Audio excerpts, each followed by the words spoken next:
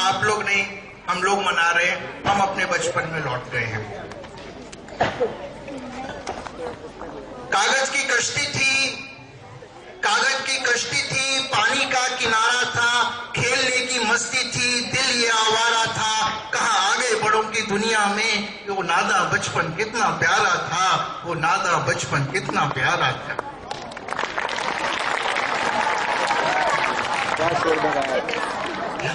Thank you, वाह वाह। बचपन का जो प्यार होता है, बचपन का समय होता है, बहुत ही निश्चल होता है। कोई कपट नहीं होता है, कोई चालाकी नहीं होती है। अगर लड़का लड़की साथ में चले तो भी कुछ नहीं है। वो मेरा प्यारा बचपन था। शब्दों पे मत जाइएगा, भावनाओं पे जाइए। वो मेरा प्यारा बचपन था, हम दोनों साथ साथ खेला करते थे, साथ साथ पढ़ने जाया करते थे। वो मेरा प्यारा बचपन था, हम दोनों साथ साथ खेला करते थे, साथ साथ पढ़ने जाया करते थे। बारिश के मौसम में वो मुझे नहलाया करती थी, मैं उसे नहलाया करता था। वो मुझे पोंछा करती थी, मैं उसे पोंछा करता था। पर वो उमंग नहीं उठा करती थी जो अब उठा करती है, वो तरंग नहीं उठा करती थी जो अब उठा करती है।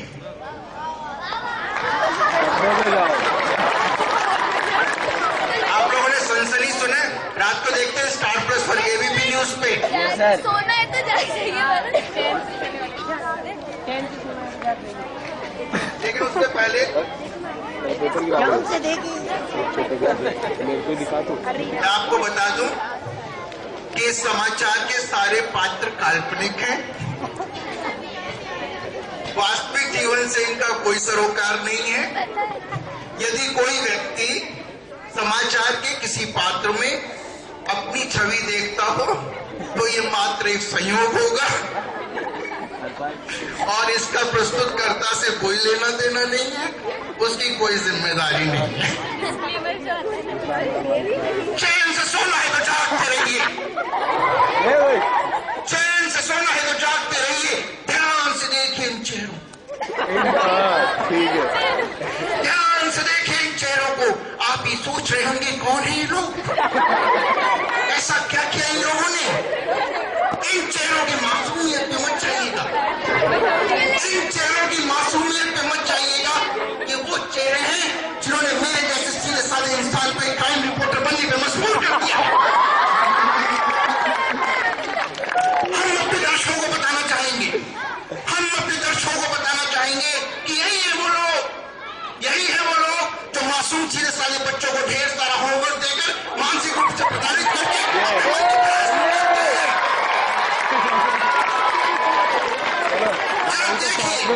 देखिए, ध्यान से देखिए, यही वो चेहरे हैं, यही वो चेहरे हैं जो मेरे ऑफिस में तो मेरे फेस को डिसलाइक करते हैं, पर रात के काले घने अंधेरे में फेसबुक पर मेरी फोटो पर लाइक ठोकते हैं।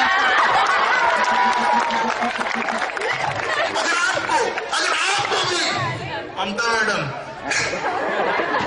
अगर आपको देखना है कोई ये रहस्य, हम ढूंढते रहेंगे, देखते रहेंगे, हमेशा देखेंगे।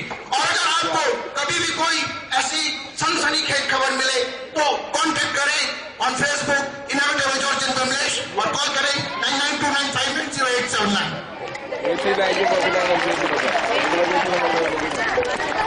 पहले मैं बता दूं, ये कार्यक्रम प्रिंसिपल मैडम के विशेष आदेश पे किया गया। चलिए, कविता मेरी हर जेब में एक एक पेज है, तो जब तक वो पेजेस खत्म नहीं हो जाएंगे तो माइक नहीं छोड़ूंगा।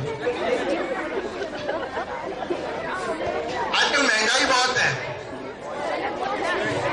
आपको नहीं पता, हम लोगों को पता है, मुझे भी ज्यादा नहीं पता।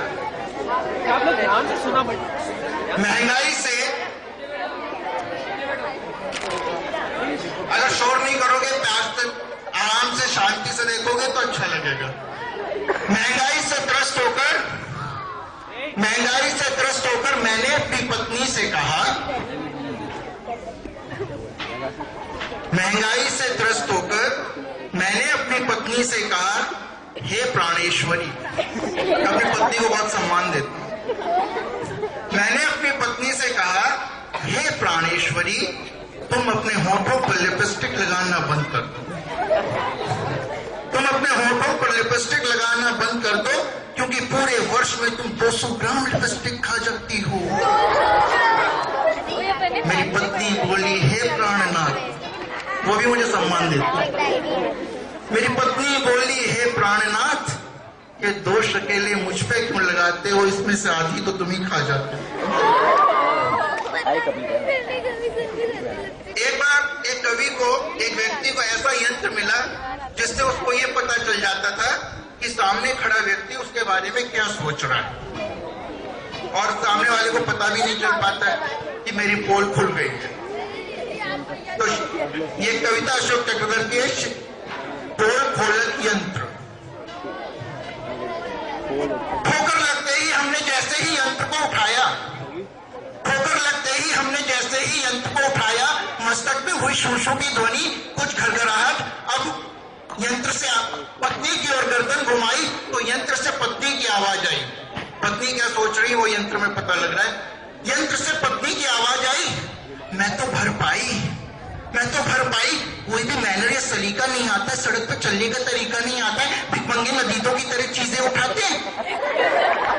कोई भी मैनर या सलीका नहीं आता है, भिखमंगे नदीदों की तरह चीजें उठाते हैं। अरे इनसे अरे इनसे तो वो पूना वाला इंजीनियर ही ठीक था।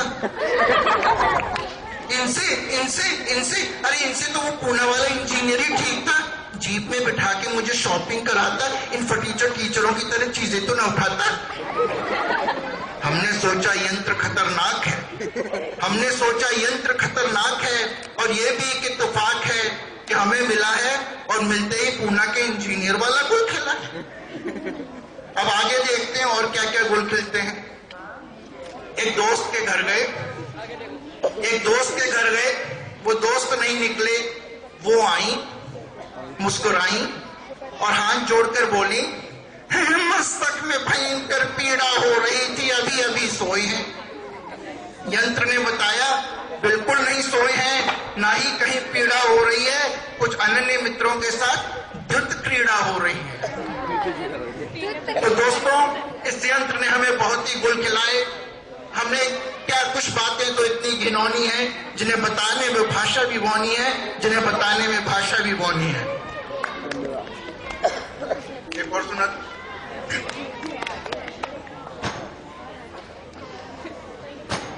एक टीचर्स ने वो पोएम सुनी हुई है, युवाओं के लिए उसमें एक संदेश है, जो न्यू जनरेशन है उसके लिए संदेश है।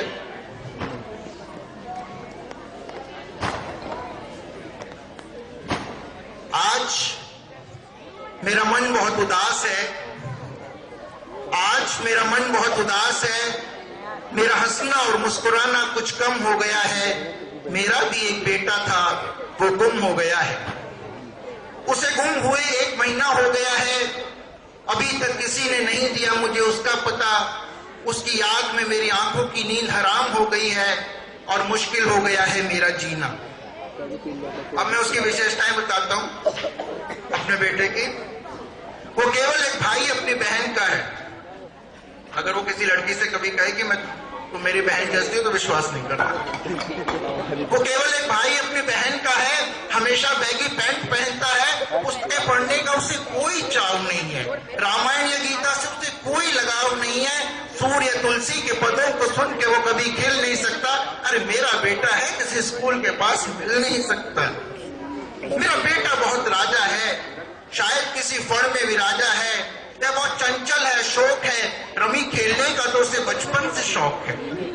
मेरा बेटा जहां कहीं भी होगा वहां लड़कियां तो जरूर होंगी, फिर तो वो उन पर मर मिटा होगा, अपनी हरकतों से हर गली चौरस्ते पर वो चप्पलों से पिटा होगा। मैंने अपने बेटे की पहचान आपको बता दी, अब अपनी पहचान बताता हूं। मत कहो कि मैं कोई आदमी विशेष हूँ। मेरे दोस्तों, मैं एक बदनसीब देश हूँ जिसका नाम हिंदुस्तान है, जो ऐसे बेटों के कारण बदनाम है जिनका कोई ध्येय नहीं, उद्देश्य नहीं। हजारों और लाखों लड़के ऐसे निकम में हैं, न जाने कितने माँ बाप, कितने भाई बहन, कितनी बहू बेटियां इनके गम में। Thank you.